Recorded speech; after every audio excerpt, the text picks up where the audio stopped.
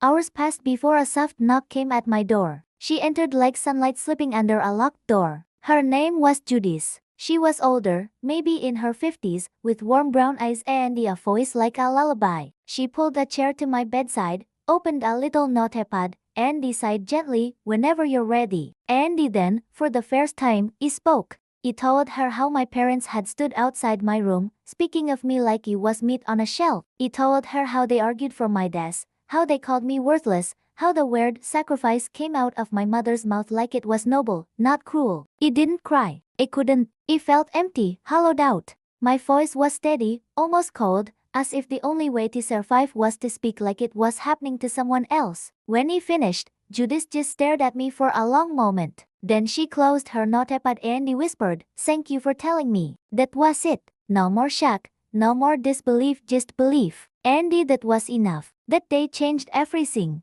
Judith reported what he said to the hospital's ethics board. The staff pulled audio from the security system in the hallway. The recording caught fragments of my parents' conversation enough to prove he wasn't lying. Within 24 hours, my world shifted. A protective order was placed on my room. My parents' access was revoked. My medical records were locked from them permanently. For the first time, he could breathe. When my parents found out, they stormed into the hospital waiting room. Their voices carried down the hall like thunder. "She's brainwashing our daughter." My mother screamed. "That girl belongs to US." Security escorted them out as my father's face twisted with rage. He watched from my window, silent, shaking but not from fear this time. From freedom. Judith stood beside me, resting a gentle hand on my arm. "You are not theirs anymore," she sighed quietly. And for the first time, he believed her. He wasn't 18 yet, just a few months shy. But with Judith's help and the judge's emergency order, he was granted temporary legal separation from my parents. They no more longer had any power over me. Not legally, not physically, not ever again.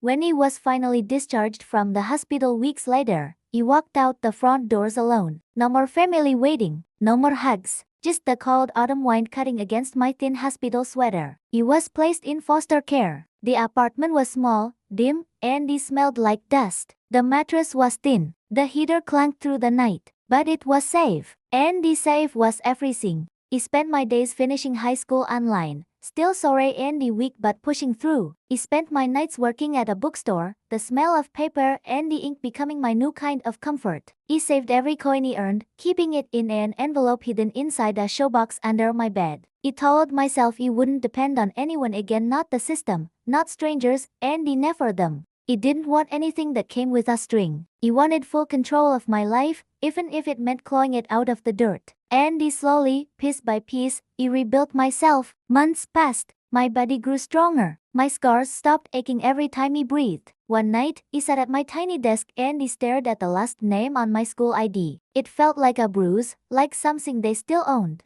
So I changed it. I took my great-grandmother's maiden name, Allen, a name they had never touched. A name with no more blood on it. For the first time, I looked in the mirror and I saw someone new. Not the broken girl who lay silent in a hospital bed. Not the spare part they tried to carve apart. Someone alive. Someone free. Someone dangerous to anyone who underestimated her. And even though the world didn't notice, I knew this was the beginning of everything. Long before the crash, long before the hospital bed and the whispers of taking my life for his. I knew he was never really theirs. It's strange how children can feel these things before they can name them. He was 6 when he first realized my parents' love had conditions and none of them belonged to me.